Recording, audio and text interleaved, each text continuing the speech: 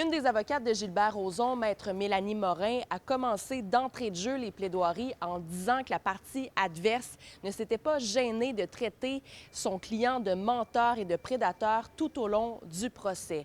En octobre 2017, lors du mouvement des dénonciations Moi aussi, son avocate plaide qu'il aurait été la cible parfaite en raison de son grand succès.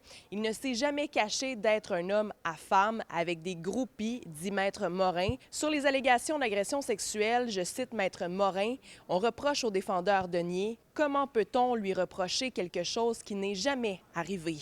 Elle indique aussi à la juge Chantal Tremblay que le procès repose exclusivement sur des témoignages et non des preuves matérielles. Un peu plus tôt, soit en avant-midi, la partie des demanderesses a notamment parlé de la capacité de payer de l'ex-magnat de l'humour. Les avocats des 9 demanderesses plaident que Rozon a amplement la capacité de payer la somme de 14 millions de dollars pour laquelle il est poursuivi. Gilbert Rozon est toujours propriétaire d'un luxueux appartement à Paris évalué à 5 millions de dollars.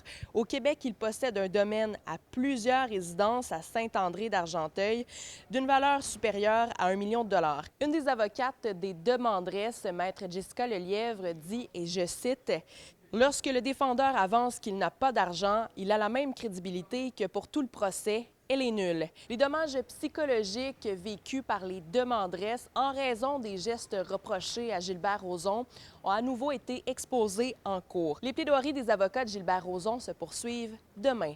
À Montréal, Élie Mercure, pour Nouveau Info.